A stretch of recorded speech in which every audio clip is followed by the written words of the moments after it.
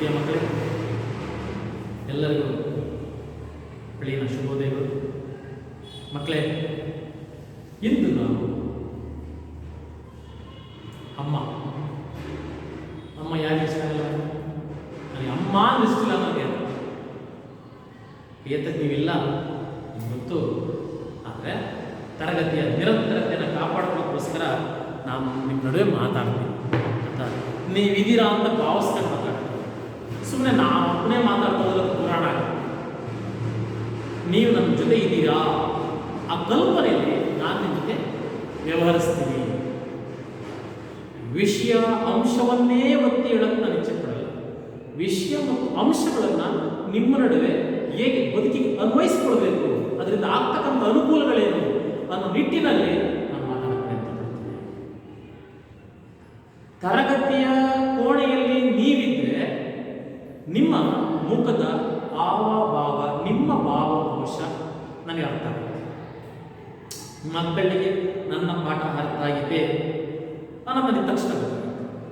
ಅರ್ಥ ಆಗಿಲ್ಲ ಅಂದರೆ ಇನ್ನೂ ನಿಮ್ಮ ಮಟ್ಟಕ್ಕಿಂತ ಇನ್ನೂ ಕೆಳಗಿಳಿದು ಹೇಳೋ ಪ್ರಯತ್ನವನ್ನು ಮಾಡ್ತೀನಿ. ನನಗೆ ಅರ್ಥ ಆದರೆ ನನಗೆ ಸಿಗ್ತಕ್ಕಂಥ ಸಂತೋಷವೂ ಬೇರೆ, ನನ್ನ ಶ್ರಮ ಸಾರ್ಥಕ ಆಗ್ತದೆ. ಒಂದು ವೇಳೆ ನಿಮಗೆ ನಾನು ಇದ್ರ ಮುಖಾಂತರ ಹೋಗ್ತಿದ್ದೀನಲ್ವಾ, ನನಗೆ ಒಂದ್ಸಲ ಅನಿಸುತ್ತೆ ನಾನು ಯಾವ ಥರ ಹೋದ್ನೋ, ನಾನು ಏನು ಹೇಳ್ಕೊಂಡು ಹೋದ್ನೋ, ಮಕ್ಕಳಿಗೆ ಏನು ತಿಳಿತು ಅನ್ನತಕ್ಕಂಥ ಗೊಂದಲ ಬರುತ್ತೆ. ಇದು ಬೇಡ. ಪರವಾಗಿಲ್ಲ.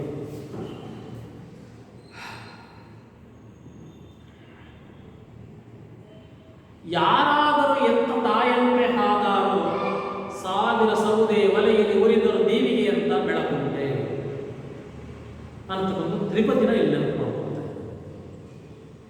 ಯಾರೇ ಆದರೂ ಎತ್ತ ತಾಯಂತೆ ಹಾದಾರು, ಸಾವಿರ ಸೌದೆ ಒಲೆಯಲ್ಲಿ ಉರಿದರು ದೀವಿಗೆ ಅಂತ ಬೆಳಕುಂಟೆ. ಚೆನ್ನಾಗಿದೆ. ಜನಪದ ಪದ್ಯ, ತ್ರಿಪದಿ. ಮಕ್ಕಳೇ, ನೀವು ಇವತ್ತು ರಾತ್ರಿ ಊಟ ಮಾಡ್ಬೇಕಾದ್ರೆ ಊಟ ಬಿಟ್ಬಿಡಿ. ನನಗೆ ಹಸುವಿಲ್ಲ ಅಂತ ಹೇಳಿ ಮನೆಕಳಕ್ಕೆ ಹೋಗಿ ನಿಮ್ಮ ತಾಯಿ ಬಿಡ್ತಾರ ಎಷ್ಟಾಗುತ್ತೋ ಅಷ್ಟು ಊಟ ಮಾಡಿದ್ರು ಅಂತ ಬಲವಂತ ನಿಮ್ಮ ಊಟಕ್ಕಿಟ್ಟು ಮಲಗಿಸ್ತಾರೆ. ಹೌದೋ ಅಲ್ವೋ? ಒಂದು ವೇಳೆ ನಿನ್ನ ಮನೆಯಲ್ಲಿ ನಿನ್ನ ತಾಯಿ ಇಲ್ಲ ಅಂತ ಇಟ್ಟು ನಿನ್ನನ್ನು ಕೇರ್ ಮಾಡೋರು, ನಿನ್ನನ್ನು ಕಾಯೋರು ಯಾರು, ನಿನ್ನನ್ನು ರಕ್ಷಿಸೋರು ಯಾರು, ನಿನ್ನ ಇಷ್ಟಗಳಿಗೆ ಸ್ಪಂದಿಸೋರು ಯಾರು? ಹಾಗಾಗಿ ತಾಯಿ ಅಂತಕ್ಕಂಥದ್ದು ಒಂದು ಅಮೂಲ್ಯವಾಗಿರ್ತಕ್ಕಂತಹ ವಸ್ತು. ಅದನ್ನು ಕಳಕೊಂಡವನಿಗೆ ಅದರ ಬೆಲೆ ಗೊತ್ತು. ಹಾಗಾಗಿ ಈ ಪಾಠದ ಮುಖಾಂತರ ಇಲ್ಲಿ UR ಅನಂತಮೂರ್ತಿಯವರ ಸುರಗಿಯ ಆತ್ಮಕಥನದಿಂದ ಸುರಗಿ ಅಂತಕ್ಕಂಥದ್ದು ಒಂದು ಕೃತಿ. ಏನು ಆತ್ಮಕಥೆ? ಯಾರ ಆತ್ಮಕಥೆ? UR ಅನಂತಮೂರ್ತಿಯವರ ಆತ್ಮಕಥೆ. ಸರ್, UR ಅನಂತಮೂರ್ತಿಯ ಜ್ಞಾನಪೀಠ ಪ್ರಶಸ್ತಿ ವಿಜೇತರಲ್ಲಿ ಹೋಗ್ತಾರೆ. ಸರ್, ಎಲ್ಲವರು ನಾವು ಶಿವಮೊಗ್ಗದವ್ರೆ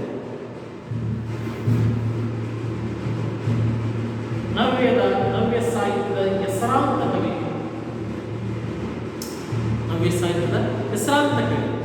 ಈಗ ನವ್ಯ, ನವೋದಯಿ ಬೇಡ, ನಿಮಗೆ ದೊಡ್ಡ ಮಾತು ಬೇಡ.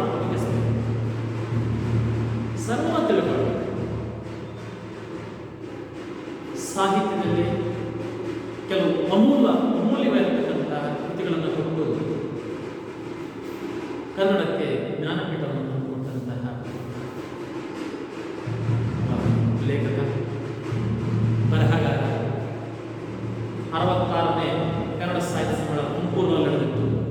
ಒಂದು ಆ ಕಾರ್ಯಕ್ರಮದ ಅಧ್ಯಕ್ಷತೆ ನಾವು ವಹಿಸಿಕೊಂಡಿದ್ದರು. ಸಾಹಿತ್ಯ ಸಮ್ಮೇಳನ ಇವರಿಗೆ ಕೇಂದ್ರ ಸಾಹಿತ್ಯ ಅಕಾಡೆಮಿ ಪ್ರಶಸ್ತಿ ಹಾಗೂ ಮುಂತಾದ ಪ್ರಶಸ್ತಿಗಳು ಸಿಕ್ಕಿದವರು. ಇವರ ಕಾಲ ಕ್ರಿಸ್ತಶಕ 1935.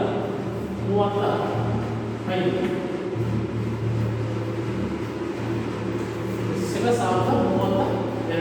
ಇವರು ಶ್ರೀ 2014ರಲ್ಲಿ ನಮ್ಮಿಂದ ದೂರ ಆಗ್ತಾರೆ, ಕಾಲು ಆಗ್ತಾರೆ. ಇವರ ಸ್ಥಳ ಶಿವಮೊಗ್ಗ ಜಿಲ್ಲೆಯ ತೀರ್ಥಹಳ್ಳಿ ತಾಲೂಕಿನ ಮೇಳಿಗೆ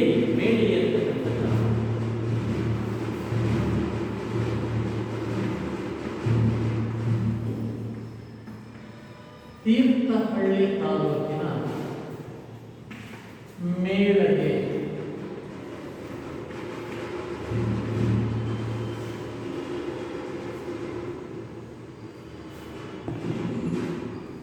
ಶ್ರೀತರ ಪೂರ್ಣ ಹೆಸರು ಉಡುಪಿ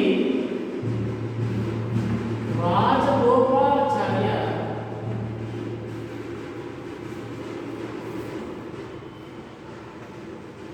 ಅನಂತಮೂರ್ತಿ.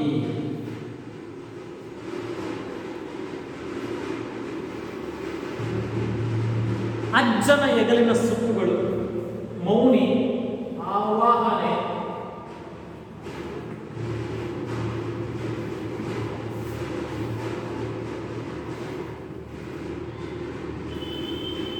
ಸಂಸ್ಕಾರ, ಭವ, ದಿವ್ಯ, ಭವ ದಿವ್ಯ,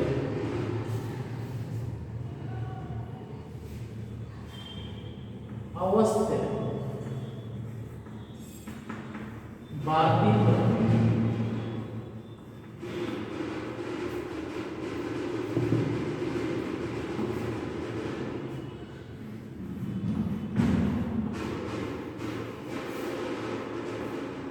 ಸುರಗಿ, ಸುರಗಿ, ಸುರುಗಿಯಲ್ಲ, ಸುರಗಿ,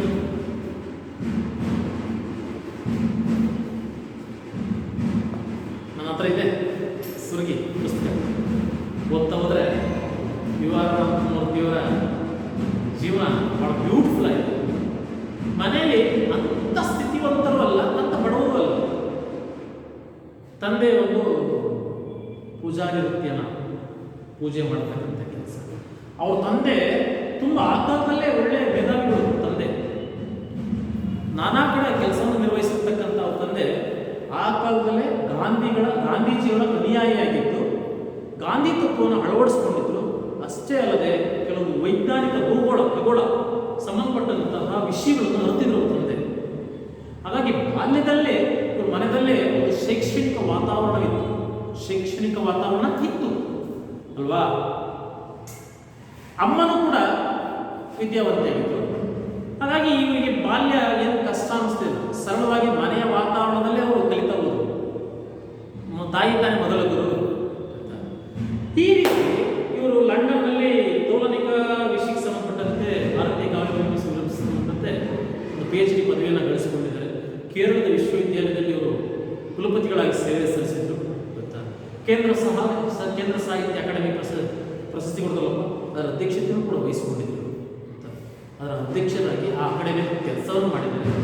ಒಟ್ಟಾರೆಯಾಗಿ ಅವರ ಸಂಸ್ಕಾರ, ಭಾರತೀಪುರ ಇವು ಬಹಳ ಜನಪ್ರಿಯ ಕಾದಂಬರಿ. ಸಂಸ್ಕಾರ ಒಂದು ಕಾಲದಲ್ಲಿ ಸಮಾಜದಲ್ಲಿ ಒಂದು ಸಂಚಲನವನ್ನು ಸೃಷ್ಟಿಸಿದಂಥ ಕಾದಂಬರಿ ಸಂಸ್ಕಾರ. ಅದು ನಿಮ್ಮ ಮಟ್ಟಕ್ಕೆ ಅರ್ಥ ಅಲ್ಲ, ನಾನು ಹೇಳ್ತಾ ಹೋದೆ.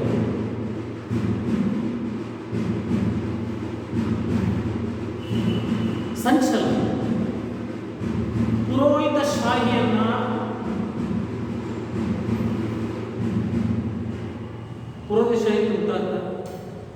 ಮೇಲ್ವರ್ಗ, ಬ್ರಾಹ್ಮಣ ವರ್ಗ, ಆ ವರ್ಣ ಸಂಕುಲತೆಯ ಒಂದು ಛೇದನವನ್ನ, ಸಂಸ್ಕೃತಿಯ ಮೇಲೆ ಒಂದು ವಾದವನ್ನ ಸೃಷ್ಟಿಸಿದಂಥ ಕಾದಂಬರಿ ಸಂಸ್ಕಾರ. ಅದು ಈಗ ಬೇಡ. ನಾನು ಆರಂಭದಲ್ಲಿ ಸುಮ್ಮನೆ ಜನಪದ ತ್ರಿಪದಿ ತಗೊಂಡೆ, ಅದರ ಮುಖಾಂತರ ಹೋಗೋಣ. ಮಕ್ಕಳೇ, ಕೆಲವರು ತನ್ನನ್ನು ತಾನು ಕುರಿತು ಬರ್ಕೊಂಡ್ರೆ ಅದು ಆತ್ಮಕಥೆ. ತನ್ನ ಬಗ್ಗೆ ಯಾರು ಬೇರೆ ಬರೋದು ಜೀವನ ಚರಿತ್ರೆ. ಈ ಯುವನ ಕುರಿತು ಕುರಿತು ಅವರೇ ಬರ್ಕೊಂಡಿದ್ದಾರೆ, ಅದು ಆತ್ಮಕಥೆ. ಅವ್ರ ಬಗ್ಗೆ ಬೇರೆ ಬಂದಿದ್ರೆ ಜೀವನ ಚರಿತ್ರೆ. ಅರ್ಥ ಸರ್ವ ಅರ್ಥ. ಮಕ್ಕಳೇ, ಇವರ ಒಂದು ಸಣ್ಣ ಪರಿಚಯ ಸಾಕು ಅನಿಸುತ್ತೆ. 1932ರಲ್ಲಿ ಶಿವಮೊಗ್ಗ ಜಿಲ್ಲೆಯ ತೀರ್ಥಹಳ್ಳಿ ತಾಲೂಕಿನ ಮೇಳಗೆ ಗ್ರಾಮದಲ್ಲಿ ಜನಿಸಿದ್ರು. ತಂದೆ ತಾಯಿ ಸುಸಂಸ್ಕೃತರು. ಆ ಕಾಲದಲ್ಲಿ ಸಾಕಷ್ಟು ವಿದ್ಯಾಭ್ಯಾಸ ಅವರಲ್ಲಿತ್ತು, ವಿದ್ಯಾಭ್ಯಾಸ ಆಗಿತ್ತು. ಇವರ ಒಂದು ಆತ್ಮಕಥೆ ಹೆಸರು ಸುರಗಿ. ಭವ, ಅವಸ್ಥೆ, ಪಾರ್ಥಿವ, ಸಂಸ್ಕಾರ ಅಂತಕ್ಕಂಥ ಕಾದಂಬರಿಗಳನ್ನ ರಚಿಸಿದ್ದಾರೆ. ಜೊತೆಗೆ ಅವು ಚಲನಚಿತ್ರವಾಗಿ ಮಾರ್ಪಟ್ಟಿದೆ ಸಂಸ್ಕಾರ ಅಂತಕ್ಕಂಥದ್ದು.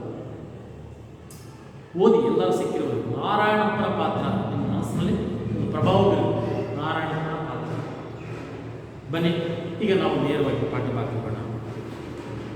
ಈಗ ನಿಮ್ಮ ಬಾಲ್ಯಕ್ಕೆ ಒಂದ್ಸಲ ನೀವು ಚಿಕ್ಕವರಿದ್ದಾಗ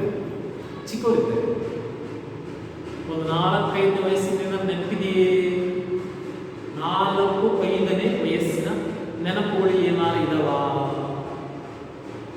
ಸುಮಾರು 20-12 ವರ್ಷಗಳ ಹಿಂದೆ ಯಾವುದಾದ್ರೂ ನೆನಪು ನಿಮಗಿದೆಯೇ? ಶಿಶುವಾರಕ್ಕೆ ಹೋಗಿದ್ದು ನೆನಪಿದೆಯೇ?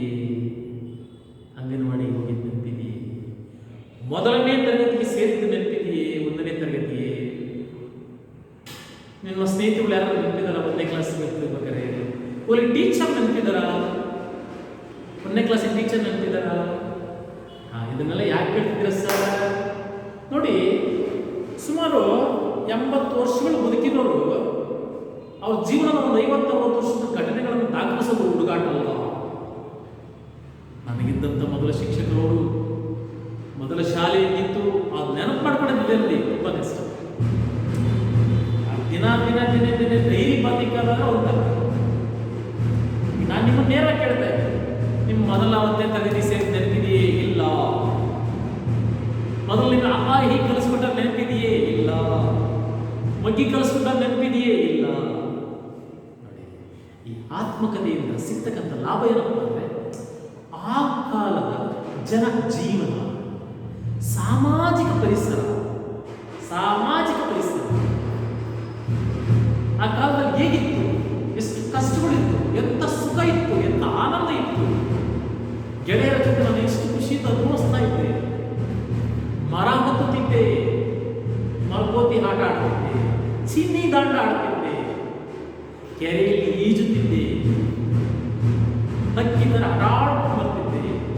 ನಾವು ಕದ್ದು ಸೀಬೆಕಾಯಿ ತಿಂತಾ ಇದ್ವಿ, ಹುಣಸೆ ಹಣ್ಣನ್ನು ತಿಂತಾ ಇದ್ವಿ, ಕದ್ದು ತೆಂಗಿನಕಾಯಿನ ಕಿತ್ಕೊಂಡು ತಿಂತಾ ಇದ್ವಿ.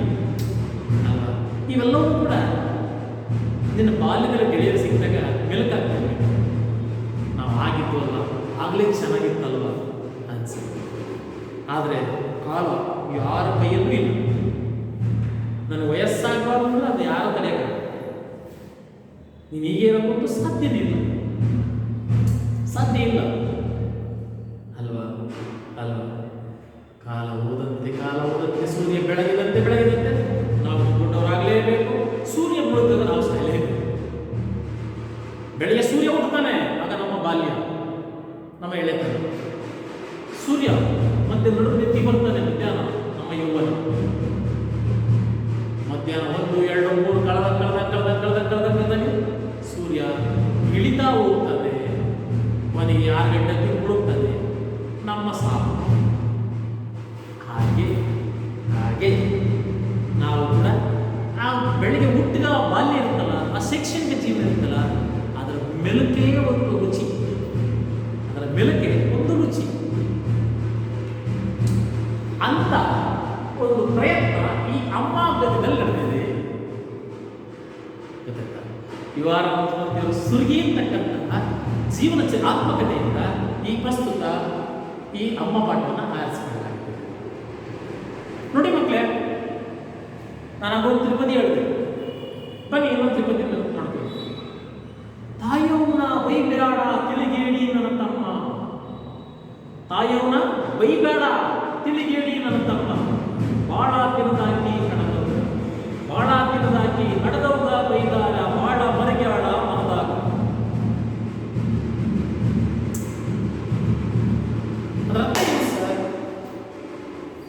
ತಾಯಿನ ಬೈಬೇಡ ಕಣೋ ಶತಮೂರ್ಖನೇ, ತಾಯಿಯವ್ವನ ಬೈಬೇಡ ತಿಳಿಗೇಡಿ ತಿಳಿವಳಿಕೆ ಇರತಕ್ಕಂಥ ಪೆದ್ದನೇ ಬೈಬೇಡ. ಬಾಳ ದಿನದಾಗಿ ಹಣದವ್ಗ ನಿನ್ನ ತುಂಬಾ ಹರಕೆ ಹೊತ್ತು ಬಹಳ ಲೇಟಾಗಿ ತುಂಬಾ ದಿನಗಳ ನಂತರ ನಿನ್ನ ಹಳದಿದ್ದಾಳೆ. ಹಾಗಾಗಿ ನಿನ್ನ ತುಂಬಾ ಪ್ರೀತಿ. ನೀ ಬೈದ್ರೆ ಯಾವುದೇ ಮಕ್ಕಳಲ್ಲ, ಬಾಳ ಮರ್ಯಾಡ ಮನದಾಗ ನೊಂದ್ಕಂತಡೆ.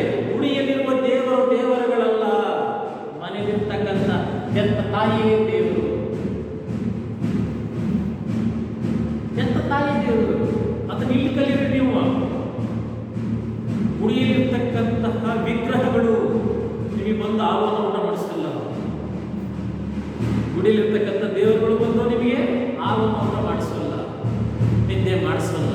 ನೀನು ಕಾಯಿಲೆ ಬಿದ್ದರೆ ಶುಶ್ರೂಷೆ ಮಾಡಲ್ಲ. ತಾಯಿ ನಿನಗೆ ಏನಾರ ಆದರೆ ನನಗೆ ಏನಾರ ಆಯ್ತು ಅಂತ ಭಾವಿಸ್ಕೊಂತಾಳೆ. ನೀನೇನಾರ ಎಡವಿ ಹೋಗ್ಬೇಕಾದ್ರೆ ದಾರಿಯಲ್ಲಿ ಎಡೆ ಬಿದ್ಬಿಟ್ರೆ ತಕ್ಷಣ ಉಳಿಸಿಕೊಳ್ಳುತ್ತೆ. ಫಸ್ಟ್ ಎಡೆಟ್ ಬಿಡ್ತಾಳೆ. ಯಾಕೆ ಸಂಕಟಕ್ಕೆ ಇನ್ನೊಂದ್ಸಲಿ ತಪ್ಪು ಮಾಡಬೇಕು. ತಕ್ಷಣ ಅವಳು ಕಾಲು ಮಾಡಿಸಿ ನೀನು ಸಮಾಧಾನ ಮಾಡ್ತಾಳೆ. ಅದು ಔಷಧಿ ಆಗ್ತಾಳೆ ಅಂತ ನಿನ್ನ ಕಣ್ಣು ಅವಳೇ ಒರೆಸ್ತಾಳೆ. ಸರಿ. ಹಾಗಾಗಿ ಜಗತ್ತಿನಲ್ಲಿ ಅತ್ಯಂತ ಅಮೂಲ್ಯವಾದತಕ್ಕಂಥ ವಸ್ತು ಇದೆ ಅಂದ್ರೆ ಅದು ತಾಯಿ ಅಲ್ವಾ ಅಲ್ವಾ. ಹಾಗಾಗಿ ಗುಡಿ ಗೋಪುರಗಳಲ್ಲಿರ್ತಕ್ಕಂಥ ದೇವರಿಗೆ ಎರಡನೇ ಸ್ಥಾನವನ್ನು ಕೊಡೋಣ. ಮನೆಯ ಗುಡಿಯಲ್ಲಿರ್ತಕ್ಕಂತಹ ಎಂಥ ತಾಯಿಗೆ ಮೊದಲ ಸ್ಥಾನ ಕೊಡೋಣ. ಹಾಕೋದೆ ಪಾಠ ಎಲ್ಲಿಗೆ ಹೊರಡ್ತಾ ಇದೆ, ಬೇಡಿ ಬನ್ನಿ, ಗೊತ್ತಾಯ್ತಾ?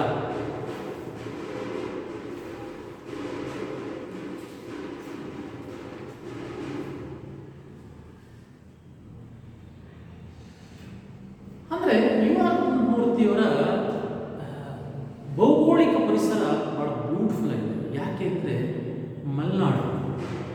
ಮಲೆನಾಡು, ದಟ್ಟ ಅರಣ್ಯದಲ್ಲಿ ಅಲ್ಲೊಂದಿಲ್ಲೊಂದು ಮನೆಗಳು.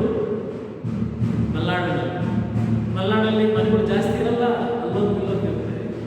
ಆದರೆ ಅಲ್ಲಿ ಕಾಡು ಮೃಗಗಳ ಕಾಟ, ಜೊತೆ ಕಾಡು ಮೃಗಗಳಿಗೆ ರಕ್ಷಣೆ ಪಡೆಯಕ್ಕೆ ಏನು ಮಾಡ್ಕೊಂತಿದ್ರು. ಅಷ್ಟೇ ಅಲ್ಲದೆ ಮಳೆಗಾಲದಲ್ಲಿ ರಕ್ಷಣೆ ಪಡೆಯೋಕ್ಕೋಸ್ಕರ ಏನೆಲ್ಲ ಮಾಡ್ಕೊಂತಿದ್ರು. ಮಳೆಗಾಲದಲ್ಲಿ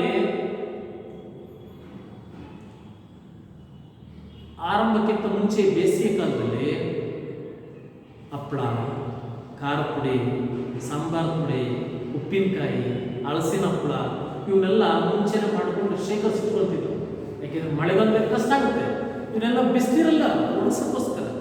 ಜೊತೆಗೆ ಔಷಧಿ ಸಸ್ಯಗಳನ್ನ ಮಲೆನಾಡಲ್ಲಿ ಸಹಜ, ಅದು ಜ್ವರ ಬರೋದು ಚಳಿಗೆ ಸಹಜ. ಆಗ ಅದಕ್ಕೆ ಬೇಕಾದಂತಕ್ಕಂಥ ಕಷಾಯಕ್ಕೆ ಸಿದ್ಧಪಡಿಸಿದ ಔಷಧಿಗಳು ಇವನ್ನೆಲ್ಲವನ್ನೂ ಸಿದ್ಧಪಡಿಸ್ಕೊಳ್ತೀವಿ. ಆಗ ಅಪರೂಪಕ್ಕೆ ಆ ಮನೆಗಳಿಗೆ ಭೇಟಿ ಕೊಡ್ತಿದ್ದ ಹೊರಗಿನವ್ರು ಹೇಗೆ ಕಾಣ್ತಾ ಇದ್ರು. ಆಗ ಮಲೆನಾಡಿನಲ್ಲಿ ವಿಶೇಷವಾದ ಜಾಗ ಪಡೆದಿರೋದು ಕಾಫಿ.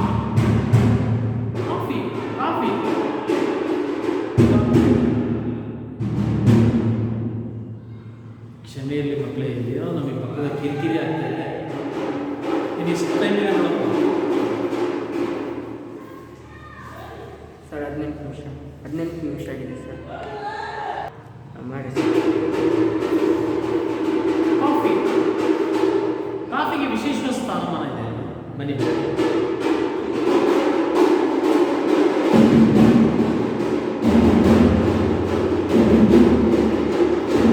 ಮಾಡಿ ಸರ್.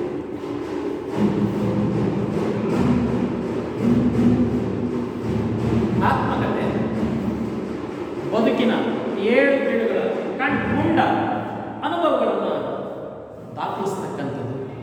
ಆ ದಾಖಲಿಸ್ಬೇಕಾದ್ರೂ ಒಂದು ಸಾಹಿತ್ಯದ ಮೆರುಗನ್ನು ಕೊಟ್ಟರೆ ಓದದಂತಕ್ಕಂಥವರಿಗೆ ಒಂದು ಒಳ್ಳೆಯ ಅಭಿರುಚಿ ಸಿಗುತ್ತೆ.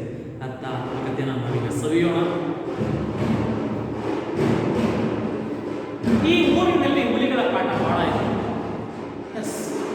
ಈಗಲೇ ಇಂಥ ಕಾಲದಲ್ಲಿ ಚೇತುಗಳು ಬಂದು ಹೋಗ್ತವೆ. ಅಂತ ದಟ್ಟವಾಗಿರ್ತಕ್ಕಂಥ ಕಾಡಿನಲ್ಲಿ ಹುಲಿಗಳು ಕಡಿಮೆಯೇ. ನಮ್ಮಮ್ಮನಿಗೆ ದೂರದಲ್ಲಿ ಹುಲಿ ಕೂಗುತ್ತಿದ್ದರೆ ತಟ್ಟನೆ ತಿಳಿದು ಬಿಡುತ್ತಿತ್ತು. ಹುಲಿ ಸಾಕು ಮನೇಲಿ ಗೊತ್ತಾಗ್ತದೆ. ಹುಲಿಗಳ ಶಬ್ದಕ್ಕೆ ತುಂಬ ಸೂಕ್ಷ್ಮವಾಗಿದ್ದ ಜೀವಿಗಳು ಕೊಟ್ಟಿಗೆಯ ಹಸುಗಳು. ಪಾಪ ಹಸುಗಳಿಗೆ ಹುಲಿ ಗರ್ಜನೆ, ಸಿಂಹ ಗರ್ಜನೆ ಭಯನೇ. ಎಲ್ಲಿ ಯಾವ ಮೈದಾನವನ್ನು ಕೊರಳಿಗೆ ಬಾಯ ಹಾಕ್ಬಿಡ್ತಾವ. ಅವು ಗಡಗಡ ನಡುಗಲು ಶುರು ಮಾಡುತ್ತಿದ್ದವು. ಪಾಪ ಮುಗ್ಧ ಪ್ರಾಣಿಗಳು, ಕ್ರೂರ ಮೃಗಗಳಿಗೆ ಕೊರಳಿನ ಗಂಟೆ ಜೋರು ಶಬ್ದ ಮಾಡುತ್ತಿತ್ತು. ಕೊರಳಿನ ಗಂಟೆ ಜೋರು ಶಬ್ದ. ನಮ್ಮ ಅಜ್ಜ ಚಿಮಣಿ ದೀಪದ ಬೆಳಕಿನಲ್ಲಿ ಒಳಗಡೆ ಕೂತು ಎಲ್ಲಿ ಹುಲಿ ನಮ್ಮ ಕೊಟ್ಟಿಗೆಯನ್ನು ನುಗ್ಗಿ ಬಿಡುತ್ತದೋ ಎಂದು ಕಾಯುತ್ತಿದ್ದೆ. ಮನೆಗೆ ನಿತ್ಯ ಹಾಳುಗಳು ಬಂದಾಗ ಮಾತು ಶುರುವಾಗುತ್ತಿದ್ದು, ಯಾವುದೋ ಹುಲಿ ಯಾವುದೋ ದನವನ್ನ ಕಾಡಿನಲ್ಲಿ ಹಿಡಿದು ತಿಂದಿತು. ಅವರ ಮನ ದನ ಹೋಯಿತು. ನಿಜವಾದ ಹಸಿದು ಕಣ್ಣುಗಳ ಕೋರೆ ದಾಡೆಯ ಮುಖವಾಗಿತ್ತು. ನಮಗೆ ತುಂಬ ಭಯವಾದಾಗ ಹೇಳಿಕೊಳ್ಳಲು ಅರ್ಜುನ ಮಂತ್ರವಿತ್ತು. ಅರ್ಜುನ ಫಲ್ಗುಣ ಪಾರ್ಥ ಕಿರೀಟಿ ಶ್ವೇತವಾಹನ. ಇದು ನಮ್ಮ ಅಜ್ಜ ಹೇಳಿಕೊಟ್ಟಿದ್ದು. ಮಕ್ಕಳೇ, ಫಲ್ಗುಣ ಅಂದರೆ ಫಲ್ಗುಣ ನಕ್ಷತ್ರದಲ್ಲಿ ಜನಿಸಿದಂಥ ಅತ್ಯಂತ ಸುಂದರವಾದಂಥ ಅರ್ಜುನ. ಮಲೆನಾಡಲ್ಲಿ ದನಗಳು ಕಾಣಿಯಾಗುವುದು ಸಹಜ. ಯಾಕೆಂದರೆ ಈಗಲೇ ನಗರದಲ್ಲೇ ನಾಯಿಗಳು ಇಲ್ಲೊಂದು ಪ್ರಾಣಿಗಳು ಕಚ್ಕೊಂಡು ಹೋಗೋದು ಹೋಗ್ತಿರ್ತೀವಿ. ಸಣ್ಣ ಮಕ್ಕಳಿಗೆ ಕೈ ಬಿಳಿ ಭಯ ಹೋಗ್ತಿರ್ತೀವಿ. ಅಂತಂದ್ರೆ ಕಾಡಿನಲ್ಲಿ ದನಕರುಗಳು ಮೇಯಕ್ಕೆ ಬಿಟ್ಟರೆ ಹುಲಿಗಳು ಬಿಡ್ತಾವ. ಹಾಗೆ ಆ ಕಾಲದಲ್ಲಿ ಹುಲಿಯ ಭಯ ಬಾಳಾಗಿತ್ತು. ತಂದೆ ತಾಯಿಯಂದಿರಲ್ಲೂ ಅಜ್ಜ ಅಜ್ಜಿರು ದಿನ ಬೆಳಗಾದ್ರೆ ಆ ಹುಲಿಗಳು ಯಾವ್ದಾರು ನಮ್ಮ ಸುಳ್ಳು ಹೊತ್ಕೊಂಡು ಹೋಗಿದ್ದಾವೆ ಅಂತ ಬೈದಿಲ್ಲ ಹುಡುಕ್ತಿದ್ರು, ನೋಡ್ತಿದ್ರು. ನಿಜವಾಗ್ಲೂ ಅಂತ ಅಲ್ವಾ? ಚಿಮಣಿ ದೀಪ, ಆ ವಿದ್ಯುತ್ ಇರಲಿಲ್ಲ, ಚಿಮಣಿ ದೀಪ. ಅದನ್ನು ಹೇಳಿಬಿಟ್ಟರೆ ಭಯ ನಿವಾರಣೆ ಆಗುತ್ತೆ ಅಂತ ಹೇಳಿದ್ರು. ಅದನ್ನು ಹೇಳುತ್ತಾ ನಾವು ನಿದ್ದೆ ಹೋಗ್ತಿದ್ವಿ. ಅಮ್ಮ ಮಾತ್ರ ನಿದ್ದೆ ಮಾಡುತ್ತಿರಲಿಲ್ಲ. ಬೆಳಗ್ಗೆ ಎದ್ದು ಕೊಟ್ಟಿಗೆಯಲ್ಲಿ ಎಲ್ಲ ದನಗಳಿಗೆ ಎಂದು ಗೊತ್ತಾದಾಗ ಮನಸ್ಸಿಗೆ ಸಮಾಧಾನ. ಇನ್ನೊಂದು ಪ್ರೀತಿಯಿಂದ ನಾಯಿ ಸಾಕಿರ್ತೀವಿ. ಆ ನಾಯಿನ ಯಾವ್ದಾದ್ರು ತೋಳ ಹೊತ್ಕೊಂಡೋದ್ರೆ ಹಿಂಗಾಗೋಗ್ತೀವಿ, ಹಿಂಗಾಗುತ್ತೆ. ಮೊನ್ನೆ ನಾಯಿಗೆ ಹುಷಾರಿರಲಿಲ್ಲ, ನೀವು ಬರಲಿಲ್ಲ. ನಿಮ್ಮ ನಾಯಿ ಎಲ್ಲ ಸತ್ತೋಗ್ಬಿಟ್ರೆ ನಿಮ್ಗೆ ಹೆಂಗೆ ಸರ್ ಇಷ್ಟು ಫೀಲ್ ಆಗ್ತಿತ್ತಲ್ವಾ? ಅಲ್ಲ, ಹಾಗೆ ನನ್ನ ಮೊದಲ ವಿದ್ಯಾಗುರು ನನ್ನ ಅಮ್ಮ ಸ್ಕೂಲಿಗೆ ಹೋಗಿ ಸ್ವಲ್ಪ ಓದಿ ಬರೆಯಲು ಕಲಿತಿದ್ದಳು. ಸ್ಕೂಲಿನಲ್ಲಿ ಅವಳು SV ಪರಮೇಶ್ವರ ಭಟ್ಟರ ಸಹಪಾಠಿಯಾಗಿದ್ದಳು. ಕೆರೆಕೊಪ್ಪದ ಮನೆಯಲ್ಲಿದ್ದಾಗಲೇ ನನಗೆ ಅಕ್ಷರಾಭ್ಯಾಸ ಪ್ರಾರಂಭವಾಗಿತ್ತು. ಆಗ ಸ್ಕೂಲ್ ಹತ್ತಿರ ಇರಲಿಲ್ಲ. ಹಬ್ಬದ ದಿನ ಅದು. ಸರಸ್ವತಿ ನಮಸ್ತುಭ್ಯಂ ವರದೇ ಕಾಮರೂಪಿಣಿ ವಿದ್ಯಾರಂಭಂ ಕರಿಷ್ಯಾಮಿ. ಇದು ಸರಸ್ವತಿ ವಾಗ್ದೇವಿಯನ್ನು ಸ್ತುತಿಸ್ತಕ್ಕಂತಹ ಸ್ತೋತ್ರ. ಸಿದ್ಧಿರ್ಬೋದು ಮೀಸಲ ಎಂದು ಹೇಳಿ ನಮ್ಮ ನೆಲದಲ್ಲಿ ಮರಳು ಹರಡಿ ಕೂರಿಸಿ ನನ್ನ ಬೆರಳು ಹಿಡಿದುಕೊಂಡು ಆ ಎನ್ನುವ ಅಕ್ಷರವನ್ನು ಬರೆಯಿಸಿದಳು. ಅಮ್ಮ ನಿತ್ಯಗೆ ಮಾಡಿಸಿದ್ರಿಂದ ನಾನು ಶಾಲೆಯಲ್ಲಿ ಅಕ್ಷರ ಕಲಿಯೋದಕ್ಕೆ ಆರಂಭಿಸುವ ಹೊತ್ತಿಗೆ ಅನೇಕ ಅಕ್ಷರಗಳನ್ನು ಕಲಿತಿದ್ದೆ. ಮಕ್ಕಳೇ, ಮೊದಲ ಒಂದು ಪುಟದಲ್ಲಿ ಮಲೆನಾಡಿನ ಒಂದು ವಾತಾವರಣವನ್ನು ನೋಡಿದ್ರಿ, ಹುಲಿಗಳ ಭಯವನ್ನು ನೋಡಿದ್ರಿ. ಆ ಹುಲಿಗಳ ಬೈಕೆ ಅವರ ಮನಸ್ಥಿತಿ ಏನಾಗಿತ್ತು ಅನ್ನೋದನ್ನು ನೋಡಿದ್ರೆ, ಈಗ ಒಂದು ಭಾಗದಲ್ಲಿ ಅನಂತಮೂರ್ತಿಗಳ ಅಕ್ಷರಾಭ್ಯಾಸ. ಈಗ ನಮಗೆ ಯಾವ ಗಾಯಕಿ ಮಂತ್ರ ಅವೆಲ್ಲ ನಮಗೆ ಗೊತ್ತಿಲ್ಲ. ನಿಮಗೆ ಚೌಲ ಉಪನಯನ ಎಂದರೆ ಗೊತ್ತಾ? ಇಲ್ಲ. ಶಿಶುವಾರ ಕರ್ಕೊಂಡು ಹೋಗ್ತಿದ್ರು. ಶಿಶುವಾರದಲ್ಲಿ ಬೇರೆ ತಂದು ನೇರವಾದದ್ದು 1ನೇ ಕ್ಲಾಸಿಗೆ ಸೇರಿಸಿರಲ್ಲೇನಪ್ಪ ಅವೇನು ಮಕ್ಕಳೇ. ಆ ಕಾಲದಲ್ಲಿ ಈ ಕೆಲವು ನೇರವರ್ತಲ್ಲಿ ಉಪನಯನ ಅಂತ ಮಾಡೋದು. ಉಪನಯನ ಗಾಯತ್ರಿ ಮಂತ್ರವನ್ನು ಕಿವಿ ಹೇಳೋದ್ರ ಮೂಲಕ ಓಂ ಭೂರ್ಭುವಃ ಸ್ವಃ ತಸ್ಯ ವಿತುರ್ವರೆಣ್ಯಂ ಭರ್ಗೋ ದೇವಸ್ಯ ಧೀಮಹಿ. ಕೇಳಿದ್ರ? ಯೋ ಯೋ ನ ಪ್ರಚೋದಯಾತ್. ಕೇಳಿದ್ರ? ಓಂ ಭೂರ್ಭುವಃ ಸ್ವಃ ತಸ್ಯ ವಿತುರ್ವರೆಣ್ಯಂ ಭರ್ಗೋ ದೇವಸ್ಯ ಧೀಮಹಿ ಧಿಯೋ ಯೋ ನ ಪ್ರಚೋದಯಾತ್ ಅಂತ ಗಾಯತ್ರಿ ಮಂತ್ರವನ್ನು ಕಿವಿಲಿ ಮುಸುತ್ತಾ ಇದ್ರು. ಆ ಮೂಲಕ ಜ್ಞಾನದ ಕರುಣನ್ನು ತಿಳಿಸೋಸ್ಕರ ಉಪನಯನದಲ್ಲಿ ಆ ಅಕ್ಷರಗಳ ಅಭ್ಯಾಸವನ್ನು ಮಾಡಿಸ್ತಾರೆ. ಇವರಲ್ಲಿ ಇವರು ತಾಯಿನೇ ಮನೆಯಲ್ಲಿ ಗುರುವಾಗಿದ್ದರಿಂದ ಇವರು ಶಾಲೆ ಹೋಗೋಕ್ಕಿಂತ ಮುಂಚೆನೇ ಸಾಕಷ್ಟು ತಿಳುವಳಿಕೆ ಮೂಡಿತ್ತು. ನಿಮ್ಮಲ್ಲೂ ಕೆಲವ್ರಿಗೆ ಆಗಿರುತ್ತೆ. ನೀವು ಶಾಲೆಗೆ ಹೋಗಿರೋದಿಲ್ಲ, ನಿಮ್ಮ ಮನೆಯಲ್ಲೇ ಯಾರೋ ಹೇಳ್ಕೊಟ್ಟಿರ್ತಾರೆ, ಕಲಿಸಿರ್ತಾರೆ. ಮಗಿಗಳ ಆ ಈನ ಕಾಗುಣ ಓದೋದನ್ನ ಬರೆಯೋದನ್ನ ಕಲಿಸಿರ್ತಾರೆ. ಹುಲಿಯ ಭಯದಿಂದಾಗಿಯೇ ನನ್ನನ್ನು ಆ ದಿನಗಳಲ್ಲಿ ಶಾಲೆಗೆ ಕಳುಹಿಸುತ್ತಿರಲಿಲ್ಲ. ಆಟ ಹೇಳಲು ಮನೆಗೆ ಒಬ್ಬರು ಬರುತ್ತಿದ್ದರು. ಅವರ ಹೆಸರು ಕೃಷ್ಣಪ್ಪಯ್ಯ. ಬಹಳ ಕಟ್ಟುನಿಟ್ಟಿನ ಮೇಷ್ಟ್ರು. ಅವರು ನನಗೋ ಆಗ ರಂಜದ ಹೂವನ್ನು ತಂದು ಓಡಿಸಿ ದೊಡ್ಡ ದೊಡ್ಡ ಸರಗಳನ್ನು ಮಾಡಿ ಅಮ್ಮನಿಗೆ ಮುಡಿಯುವುದಕ್ಕೆ ಕೊಡುವುದು, ನಾನು ಮುಡಿದುಕೊಳ್ಳುವುದು, ಇದರಲ್ಲೇ ಹೆಚ್ಚು ಆಸಕ್ತಿ.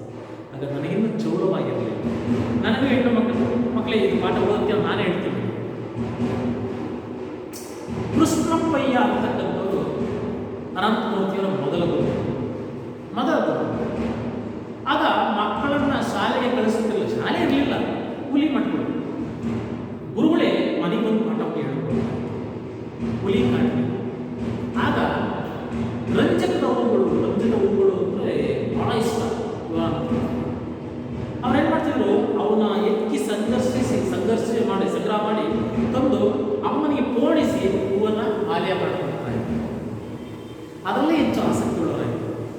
ಕೃಷ್ಣಪ್ಪಯ್ಯನವರು ಬರುವಾಗಲೇ ಒಂದು ಕೋಲ್ ಹಿಡಿದು ತರ್ತಾ ಇದ್ರು.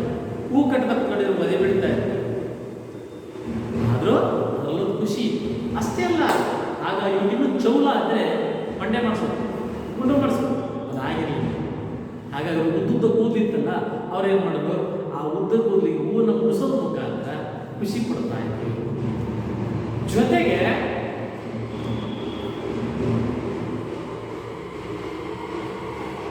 ಅಮ್ಮನಿಗೆ ಹೆಣ್ಣು ಮಕ್ಕಳು ಬಹಳ ಆಸೆ ಇತ್ತು. ವಿವಾಹ ಅಮ್ಮನವರಿಗೆ ಹೆಣ್ಣು ಮಕ್ಕಳಿದ್ರೆ ಬಹಳ ಆಸೆ ಇತ್ತು. ಹಾಗಾಗಿ ಅವ್ರಿಗೆ ಹುಡುಗಿ ವೇಷ ಆಗಿ ಅಮ್ಮ ಆಸೆನ ಪೂರೈಸುತ್ತಿದ್ದರು. ಅವರ 3ನೇ ಹೆರಿಗೆಯಲ್ಲಿ ಹೆಣ್ಣು ಮಗು ಆಯಿತು. ಅಲ್ಲಿಗೆ ಇವ್ರ ಮೇಲೆ ಆಸೆ ಕಡಿಮೆ. ಅರ್ಥ ಆಗ್ತಿದೆಯಾ? ಸಹಜ. ನಿಮಗೂ ಹಾಕ್ಸಿರ್ತಾರೆ ಹೆಣ್ಣು ಮಕ್ಕಳ ವೇಷವನ್ನು. ಮನೇಲಿ ಹಾಕ್ಸಿದಾರ ಚೂಡಿನೋ ಮಿಡಿನೋ ಏನೋ ಒಂದು ಹಾಕ್ಸಿರ್ತಾರೆ. ಖುಷಿ ಪಡೋದು ಮಕ್ಕಳಲ್ವ. ನಿಮಗೂ ಜಡೆ ಕಟ್ಟಿದಾರ? ಜಡೆ ಕಟ್ಟಿ ಹೂವೆಲ್ಲ ಬಿಡಿಸಿದಾರ? ಇಲ್ಲ. ಕೃಷ್ಣಪ್ಪಯ್ಯ ಬರುವಾಗಲೇ ಒಂದು ಬೆತ್ತ ಇಟ್ಕೊಂಡ್ಬರ್ತಿದ್ರು. ಅವ್ರು ಏನು ಕಲಿಸಿರೋ ಬಿಟ್ಟರು ಗೊತ್ತಿಲ್ಲ, ಬಟ್ ಅವರಂತೂ ಶಿವಾನಂದ ನೆನಪಲ್ಲಿ ಉಳಿದಿದ್ದಾರೆ. ಬನ್ನಿ. ಇದಾದ ಮೇಲೆ ನಾನು ಅಮ್ಮನ ಊರು ಮೆಡಿಗೆ ಹೋಗಿ ಅಲ್ಲಿನ ಶಾಲೆಯಲ್ಲಿ ಕೆಲವು ಕಾಲ ಕಲಿತೆ. ನನಗಾಗ 6 ವರ್ಷ ಇದ್ದಿರ್ಬೋದು. ಅಲ್ಲಿಂದ ಶೇಷಗಿರಿ ಮೇಷ್ಟ್ರು ಅಮ್ಮನಿಗೆ ಶಿಕ್ಷಕರಾಗಿದ್ದರು. ಅದು ಏಕೋಪಾಧ್ಯಾಯ ಶಾಲೆಯ ಹೊರಗೆ ಧೂಳು ತುಂಬಿದ ಅಂಗಳವಿತ್ತು. ಆ ಧೂಳಿನಲ್ಲಿ ದುಂಡಗಿನ ಸಣ್ಣ ಸಣ್ಣ ಕುಳಿಗಳವರೆಗೆ ಇರುವ ಒಂದು ಕಪ್ಪು ಹುಳು ಇರುತ್ತಿತ್ತು. ಅದು ತನ್ನಾದೇವಿ ಗುಬ್ಬಿ ಎಂದೆಲ್ಲ ಕರೆಯುತ್ತಾರೆ. ಅದನ್ನು ಆ ಕುಳಿಗಳಿಂದ ಎಬ್ಬಿಸಿ ಕಾಶಿಗೆ ಹೋಗೋ ದಾರಿ ತೋರಿಸು ಎಂದು ಹೇಳುತ್ತಾ ಬೆರಳಿನಿಂದ ಸುತ್ತು ಬರುತ್ತಿದ್ದೆವು. ಆಗ ಅದು ಹಿಂದೆ ಹೋಗುತ್ತಿತ್ತು. ಮೇಷ್ಟ್ರು ಗದರಿಸಿ ನಮ್ಮನ್ನು ಒಳಗೆ ಕರೆದು ಪಾಠ ಮಾಡಬೇಕಿತ್ತು. ನಮಗೆ ತರಗತಿ ಒಳಗೆ ಕುಳಿತುಕೊಳ್ಳುವುದಕ್ಕಿಂತ ಹೊರಗೆ ಹೋಗಿ ಆಡುವುದೇ ಪ್ರಿಯವಾದ್ದರಿಂದ ಹೊರಗೆ ಬೇಡ ನಾನು ಹೇಳ್ಬಿಡ್ತೀನಿ. ನಿಮಗೂ ಅಷ್ಟೇ. ಕ್ಲಾಸ್ ರೂಮ್ ಅಂದರೆ ಬೇಜಾರ, ಫೀಲ್ಡ್ ಅಂದರೆ ಆಟದ ಫೀಲ್ಡ್ ಅಂದರೆ ಬನ್ನಿ ಪಿ ಪೀರಿಯಡ್ ಕೂಡ ನಿಮಗೆ ಖುಷಿ ಮಾಡ್ತೀವಿ. ಹಾಗೆ ಅನಂತಮೂರ್ತಿಯವರು ಆಗ ಅವ್ರ ತಾಯಿ ಊರಾದಂಥ ತಾಯಿ ಊರಿಗೆ ಹೋಗ್ಬಿಟ್ಟು ಅಲ್ಲಿ ಶಿಕ್ಷಣಾಭ್ಯಾಸವನ್ನು ಆರಂಭಿಸಿದಾಗ ಅಲ್ಲಿ ಶೇಷಗಿರಿ ರಾವ್ ಅಂತಕ್ಕಂಥ ಗುರುಗಳು ಅವ್ರ ತಾಯಿಗೂ ಗುರುಗಳಾಗಿ ಒಟ್ಟಾರೆ ಅವ್ರ ಬಾಲ್ಯದಲ್ಲಿ ತುಂಟತನ ಇತ್ತು ಅನ್ಸುತ್ತೆ. ತುಂಟತನ ಮಕ್ಕಳು ಅಮ್ಮನಿಗೆ ತುಂಬ ಇಷ್ಟ. ಮಕ್ಕಳು ತುಂಟಾಟ ನೋಡೋದೇ ಮಕ್ಕಳೇ ಅಮ್ಮನಿಗೆ ಇಷ್ಟ. ಆಡಿ ಬಾ ಎರಗಂದ ಹಂಗಾಲ ತೊಳೆದೇನ ತೆಂಗಿನಕಾಯ ತಿಳಿ ನೀರ ತಕ್ಕೊಂಡು ಬಂಗಾರ ಮೋರೆ ತೊಳೆದೇನ. ಆಡಿ ಬಾ ಎರಗಂದ ಹಂಗಾಲ ತೊಳೆದೇನ. ಮಕ್ಕಳೇ, ತಾಯಂದ್ರಿ ಮಕ್ಕಳು ಆಟ ಆಡೋದೇ ಒಂದು ಖುಷಿ. ಆಡಿ ಬಾ ಎನಕಂದ ಹಂಗಾಲ ತೊಳೆದೇನ ತೆಂಗಿನಕಾಯ ತಿಳಿ ನೀರ ತಕ್ಕೊಂಡು ಬಂಗಾರ ಮೋರೆ ತೊಳೆದೇನ. ನಿನ್ನ ಬಂಗಾರದ ಮೋರೆ ನಾನು ತಿಳಿನೀರಿನಿಂದ ತೊಳಿತೀನಪ್ಪ, ಆಟ ಆಡಬಾರಪ್ಪ. ಬನ್ನಿ ಮಕ್ಕಳೇ, ಒಟ್ಟಾರೆ ಈ ತರಗತಿಯಲ್ಲಿ ನಾವು ಏನೇ ತಿಳ್ಕೊಂಡಿದ್ದೀವಪ್ಪ ಅಂದರೆ ಅವರ ಬಾಲ್ಯದಲ್ಲಿದ್ದಂಥ ಹುಲಿಯ ಭಯ, ಜೊತೆಗೆ ಕೃಷ್ಣಪ್ಪಯ್ಯನ ಮೇಷ್ಟ್ರು, ಅವರ ಅಮ್ಮನ ಊರಿನ ಒಂದು ಶೇಷಗಿರಿ ಇಲ್ಲಿ ಅವರ ರಂಜಕದ ಹೂವಿನ ಮೇಲಿದ್ದಂಥ ಪ್ರೀತಿ, ಅವರು ಮುಡಿತಿದ್ದಂಥ ಒಂದು ಸ್ವಭಾವ, ಹೆಣ್ಣಿನ ತೊಡಗೆ, ಫಲ್ಗುಣ ಮಂತ್ರವನ್ನು ಹೇಳ್ಕೊತಿದ್ದು, ಅರ್ಜುನ ಮಂತ್ರವನ್ನು. ಅಷ್ಟೇ ಅಲ್ಲದೆ ಅವರ ಒಂದು ಉಪನಯನ ಚೌಲದ ಒಂದು ಕೆಲಸ. ಇದನ್ನು ಈ ತರಗತಿಯಲ್ಲಿ ತಿಳ್ಕೊಂಡು ಮಕ್ಕಳೇ ಬನ್ನಿ, ನೀವೇನು ಮಾಡಬೇಡಿ, ಮನೆ ಕೆಲಸದಲ್ಲಿ ಅನಂತಮೂರ್ತಿಯವರ ಬಾಲ್ಯದಲ್ಲಿ ಹುಲಿಯ ಭಯ ಹೇಗಿತ್ತು ಅನ್ನತಕ್ಕಂಥ ಒಂದು ಪ್ರಶ್ನೆನ ಉತ್ತರಿಸಿ. ಜೊತೆಗೆ ಅವರ ಒಂದು ಲೇಖಕ ಪರಿಚಯವನ್ನು ಬರ್ಕೊಡಿ. ಅದೊಂದು ಆಕ್ಟಿವಿಟಿ ಮಾಡಿ. ಸರ್ವೈವ 1932ರಿಂದ 2014 ಶಿವಮೊಗ್ಗ ತೀರ್ಥಹಳ್ಳಿಯ ಮೇಳಗೆ ಅಂತಕ್ಕಂಥ ಗ್ರಾಮದಲ್ಲಿ ಶ್ರೀಕೃಷ್ಣ. ಇದನ್ನು ಒಂದು ಚಟುವಟಿಕೆ ರೂಪದಲ್ಲಿ ಮಾಡೋಣ ಅಂತ ಮುಂದಿನ ತರಗತಿಯಲ್ಲಿ ನಾವು ಭೇಟಿಯಾಗೋಣ ಮಕ್ಕಳೇ. ಈ ತರಗತಿನ ಮುಗಿಸೋಣ. ಸಾಕಷ್ಟು ವಂದನೆಗಳು.